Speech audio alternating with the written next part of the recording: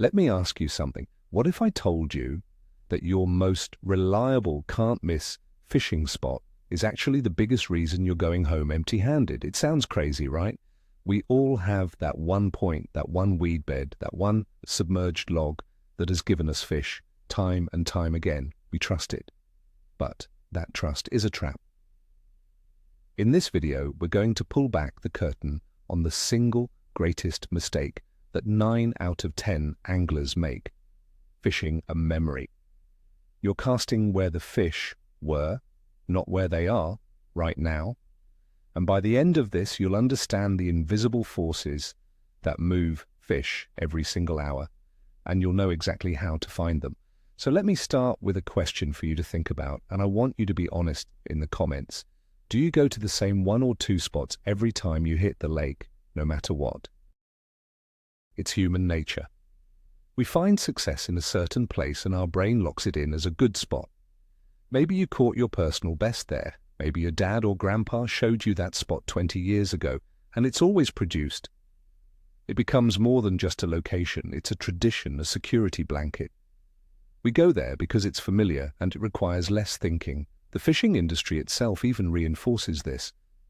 We buy detailed lake maps. We mark waypoints on our GPS with names like Walleye Goldmine or Big Bass Point.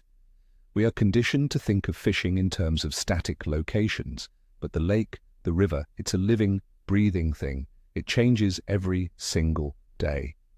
And by clinging to yesterday's success, we're actively ignoring the clues the water is giving us today. We're fishing blind, hoping for a repeat of the past, instead of hunting for the opportunity of the present. First, let's shatter the biggest myth of all, the myth of the resident fish that just hangs out in one spot forever. Sure, some fish relate to a piece of cover, but they are not chained to it. A fish is a simple creature driven by 3 basic needs: food, comfort, and safety. That spot where you caught a 5-pounder last Tuesday was perfect for those needs on that day. The wind might have been blowing bait into that cove. The water temperature might have been exactly what that fish wanted. The cloud cover might have made it feel safe enough to hunt there. Today, all of those conditions could be completely different. The fish isn't being stubborn, it's being smart. It has moved to a new spot that meets its needs today. Your job is not to revisit the old spot, it's to figure out where the new one is. Think of yourself less as a visitor to a landmark and more as a hunter tracking its prey. Now let's talk about the #1 driver of fish location: food. It's the fuel that runs the entire underwater engine. Predator fish, the ones we want to catch, are almost always following the baitfish. So the most important question you can ask yourself when you get to the water is not where are the bass, but where are the shad? Where are the shiners? Where are the perch? If you can answer that, you've solved 90% of the puzzle. Baitfish are fragile. They are pushed around by wind and current. They move up and down in the water column based on light and water temperature. So if you show up and the wind has been pounding a shoreline for 6 hours, guess where the baitfish are? They're stacked up on that windy bank. And guess who's right there with them? Every bass, walleye and pike in the area. Fishing the calm, protected shore because it's easier to cast is a classic example of fishing for yourself, not for the fish. Let's keep digging into this idea of following the food. It's a concept that changes with the seasons. In the spring, baitfish are often drawn to the shallow, warmer water on the north side of the lake because it gets the most sun. So predators will be there too. In the heat of summer, baitfish like shad will often suspend over deep water following plankton blooms.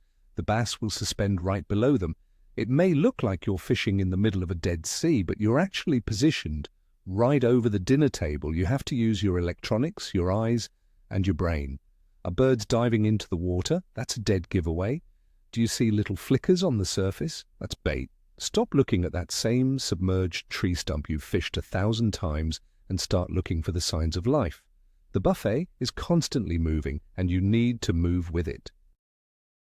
The second critical factor is comfort, and that almost always comes down to water temperature. Every species of fish has a preferred temperature range where its metabolism is most efficient and it feels most comfortable and willing to feed. For a largemouth bass, for instance, this is roughly between 65 and 75 degrees Fahrenheit. They will actively seek out this water temperature. In the spring, as the water is warming up, they move from deep wintering holes into shallower bays to find that comfort zone. But it's not just seasonal. Think about a single summer day. The sun beats down on the surface, making the top layer feel like bathwater. The fish will retreat. They might go deeper to find the thermocline, a layer where the water temperature drops suddenly, or they might tuck themselves into the thickest, darkest shade they can find under a dock or a dense mat of vegetation. They're just trying to cool off, just like you would on a hot day. Understanding this temperature game is your secret weapon. Let's imagine it's a cool spring morning. The water is still cold from the night. Where are you going to fish? You should be looking for areas that will warm up the fastest. Shallow, dark-bottomed bays on the north shore are perfect. Rocks and riprap also absorb the sun's heat and transfer it to the water, creating little warm pockets that fish are drawn to. Now let's flip it. It's a scorching August afternoon. The shallows are dead? This is when you look for those deep water structures, ledges, humps and points that are close to the cooler, deeper water. The fish might not be super active, but that's where they'll be resting. By thinking about temperature, you stop guessing and start making educated decisions about where the fish should be based on their biological needs. You're no longer just casting at a spot on the map. The third piece of this puzzle is safety and security. Fish are prey as much as they are predators. They need to feel safe. This is where cover and structure come into play, but not in the way most people think. We see a fallen tree and think, fish live there. The reality is fish use that tree. They use it as an ambush point when they feel bold. They use it as a hiding place when they feel vulnerable. Its attractiveness changes based on the conditions. On a bright sunny day with clear water, that tree is prime real estate. It provides shade and a sense of security. A bass can sit in the shadows, hidden from both prey and its own predators, like birds of prey. It's a perfect hunting blind. You could fish that tree and have great success. But what happens the next day? Let's say the next day is overcast, windy, and the water is a little more stained from the chop. That dark, secure feeling the fish got from the tree is now everywhere. The low light and broken surface of the water provide a security blanket over the entire lake. The fish no longer needs to be glued to that specific piece of cover. It feels bold. It's now free to roam and hunt. It might leave that tree and push out onto an adjacent flat to chase baitfish. So if you go back to that same tree on this cloudy day and cast at it for an hour, you'll likely catch nothing. The fish isn't gone from the lake. Its needs have changed. It doesn't need the security of that one spot anymore. It's out actively hunting. This is when you should be fishing moving baits, like spinner baits or crankbaits, covering water to find those aggressive, roaming fish. You have to match your strategy to the fish's mood, which is dictated by the day's conditions. Let's bring in another crucial and often misunderstood factor, barometric pressure. You've heard the old saying, fish bite best before a storm. There's real science behind that. Fish have a swim bladder, which is basically an internal air balloon that helps them maintain buoyancy. This organ is very sensitive to changes in external pressure. When a storm system is approaching, the barometer falls. This falling pressure is less constricting on their swim bladder, making them feel more comfortable and active. It's like a signal to their brain that it's time to feed heavily before the bad weather rolls in. This is when you'll find fish moving out of cover, getting aggressive, and chasing baits with abandon. Your yesterday's spot might work, but so will dozens of others. It's a great time to cover water. On the other hand, what happens after the storm passes? The sky clears, the sun comes out, and the barometric pressure shoots up. This high pressure puts more force on the fish's swim bladder, making them feel bloated and uncomfortable. They often become lethargic and seek security. They will tuck into the absolute thickest cover they can find or retreat to deeper, more stable water. Their strike zone shrinks to practically nothing. They aren't interested in chasing a fast-moving lure. This is when you go back to those yesterday's spots, the specific pieces of cover like laydowns, docks, or thick vegetation. But now you have to fish them incredibly slowly and precisely. You might need to drop a finesse bait right on their nose and let it sit there. The fish is still there, but its mood and location have been completely altered by the pressure. Fishing yesterday's lure would be a complete waste of time. So, how do we start putting this all together in a practical way? Let's stop thinking about spots and start thinking about patterns. A pattern is the combination of all these factors, bait, temperature, cover, and pressure, that tells you where a majority of the fish should be and what they should be doing on a given day. Your goal on the water is no longer to check your 5 favorite spots. Your new goal is to find the daily pattern. You might start on a windy point and catch a fish on a crankbait. That's your first clue. Don't just sit there and try to catch another one. Instead, ask yourself, why was that fish there? Was it the wind, the rocky bottom, the depth? Now your job is to find 5 other spots on the lake that look exactly the same, other windy, rocky points at that same depth. This is how you go from catching one random fish to unlocking the entire lake for the day. This concept of pattern fishing is what separates the consistently successful anglers from the ones who just get lucky once in a while. A lucky angler goes to a spot and happens to catch fish. A great angler figures out why those fish were there and then replicates that success all over the body of water. Imagine you catch a bass under a specific floating dock. The pattern isn't the third dock from the ramp.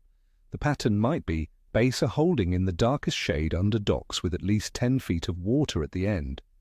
Now you have a blueprint. You can ignore all the shallow docks or the ones with poor shade and focus only on the ones that fit your pattern.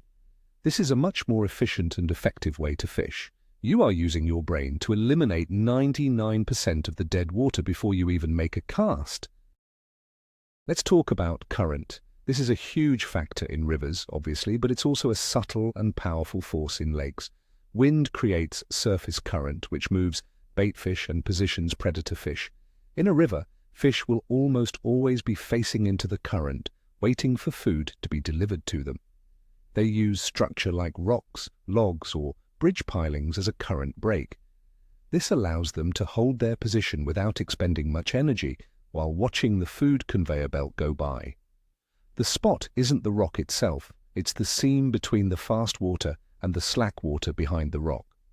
That's the ambush zone. If you aren't casting upstream of the cover and letting your bait drift naturally into that zone, you're missing the fish. They aren't going to swim out into the heavy current to chase your lure. In lakes, wind-driven current is the name of the game. A steady wind blowing across a lake for a day or two will pile up warm surface water and plankton on the downwind side. This attracts baitfish, which in turn attracts predators. This is why the windy bank is almost always a good place to check. The current also positions fish around structure like main lake points.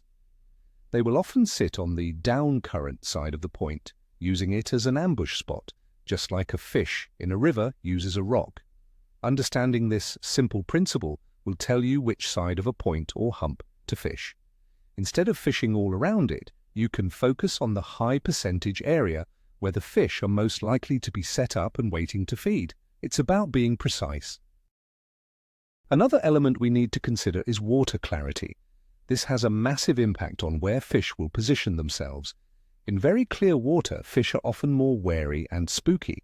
They can be seen by predators from above and by you. During bright, sunny days, they will often retreat to deeper water or bury themselves in the thickest cover available to feel secure. Lures need to be more natural and your line needs to be less visible. You might have great success on a spot in clear water on a cloudy day, but when the sun comes out, those fish vanish. They haven't left the area, they've just repositioned to feel more comfortable. They might have moved from the edge of the weed line to the absolute heart of it. Now let's look at the opposite.